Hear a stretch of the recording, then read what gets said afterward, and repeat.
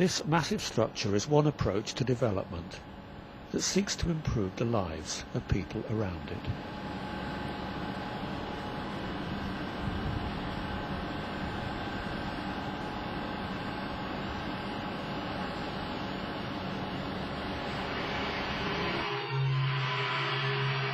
This was simple enough, just the movement of a switch. Opened by royalty in May 1960, it cost around £80 million. As cheering broke out again, so down below, 600 feet underground, the turbo generator went into action as the waters of the river Zambezi flowed past its flames. The year before, in Chapipo village, there was little cheering. Reluctant to move, 8 local people were shot dead by police, with another 30 injured.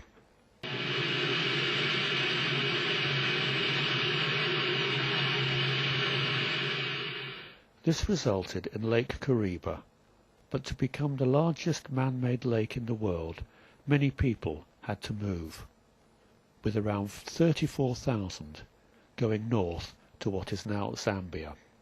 And from Kariba, electric power was being supplied to Rhodesia, the climax of a great project that will bring lasting benefits to all the people of the country.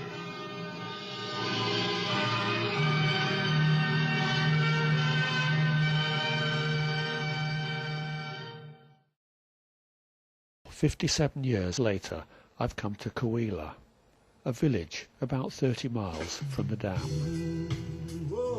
It's never easy, I know. No. Many of those displaced by the new lake came to places like this. On the way, I see some sign of the lasting benefits created in 1960.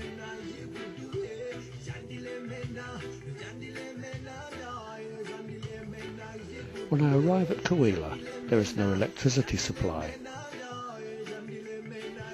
But at the local school, that is about to change.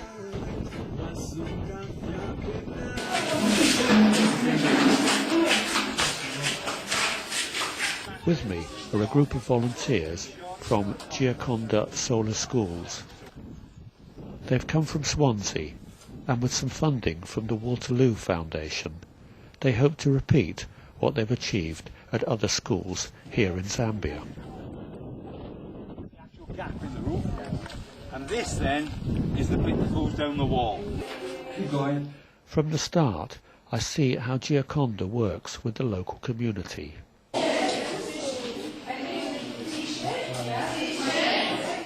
One of them tells me why this is important. Next, there will be our future leaders. They have to go to school, and that is important. So, we have no source of income. Just to bring apparatus like this, we are grateful that you have brought, and if anything, we still need your assistance. The volunteers from Wales include teachers, so today the children have some extra lessons.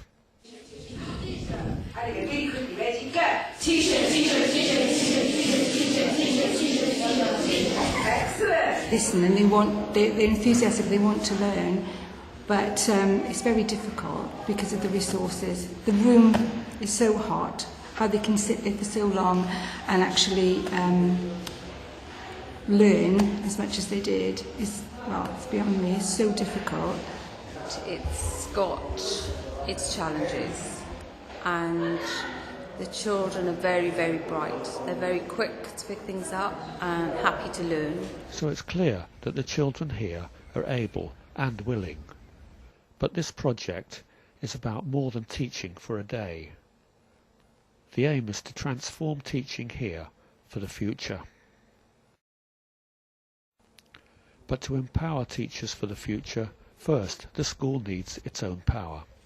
There's one negative terminal, but there's 2 positive. So we can have... Jason and Howard guide the teachers and local residents as they install a solar energy system. Well, we have to do this carefully because we don't have so many bits, and if we mess it up, we'll be in trouble. So slowly.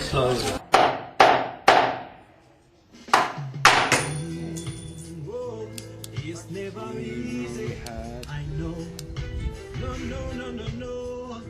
His meals are good. You won't go any further? Well, okay, so along the cable from the power to control that, we can say one cable. So these have been tested individually, they both work fine. They're a bit more powerful than what we're used to. You have to have a higher setting to test them. So that's the key.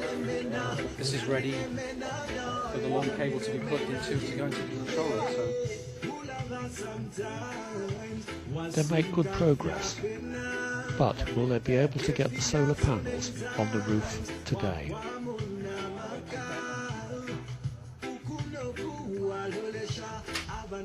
The villagers here are determined and soon find a way.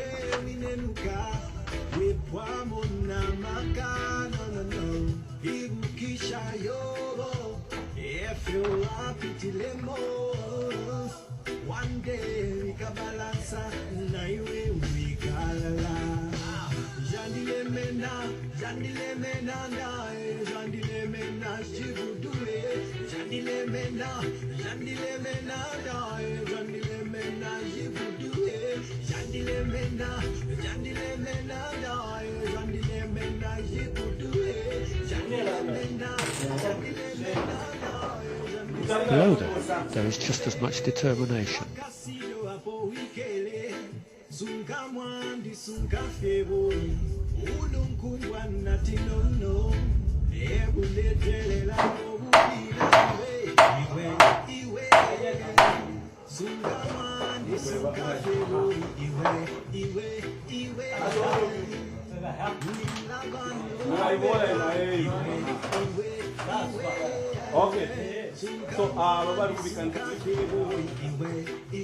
And soon everything is connected and working. Now, 57 years after power was generated by the Zambezi, this school has its first electric light.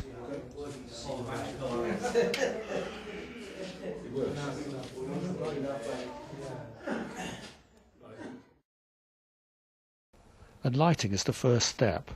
Wendy tells me what is now possible. The Raspberry Pi has a 64 gigabyte card in it, which will deliver Rachel, and that's the learning resource. Quite a small piece of kit. Zambia's Education Ministry has introduced IT into the curriculum. All pupils must now take an exam in this subject. This has produced a clear digital divide. For those children who do not have access to a working computer are immediately disadvantaged. We hope that if we put this in this middle room in the school, then both ends of the school will be able to access the Rachel learning resource via wireless from the Raspberry Pi.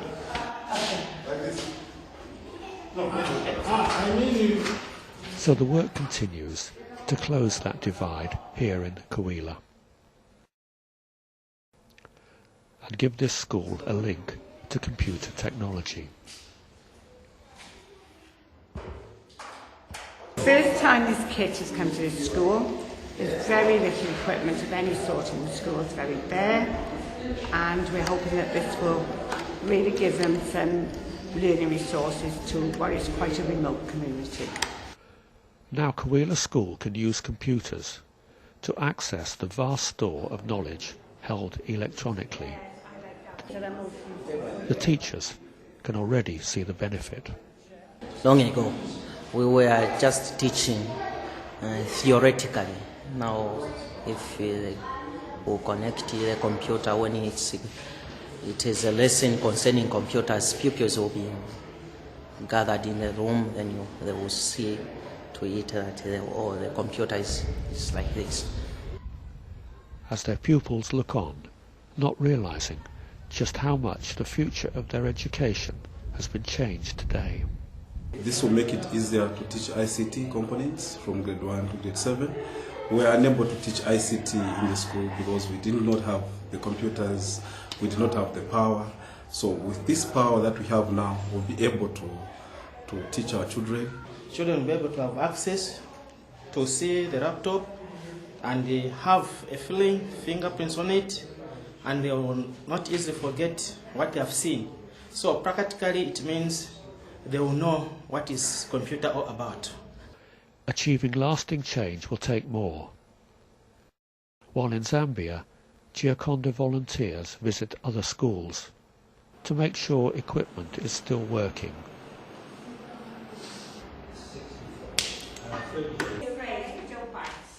And to train local teachers to help them make full use of these new resources.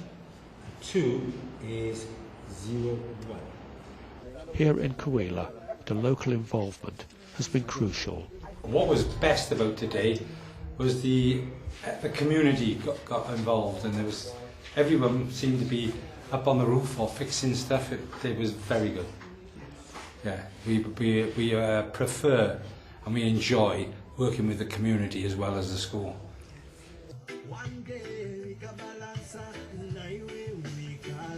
All around the world, development has been attempted through large projects like dams.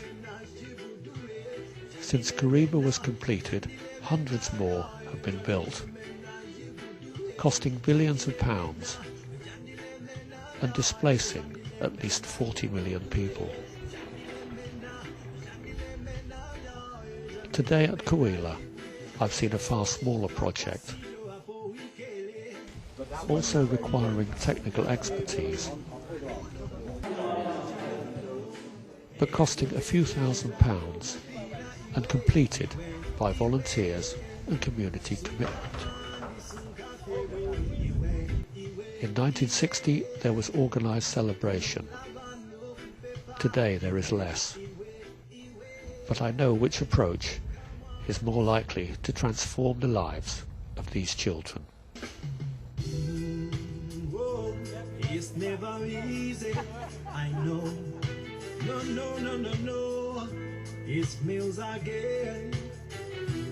Ah, Jandile mena, Jandile mena, Jandile mena, Jibudue, Jandile mena, Jandile mena, Jandile mena, Jibudue, Jandile mena, Jandile mena, Jandile mena, Jibudue, Jandile mena, Jandile mena.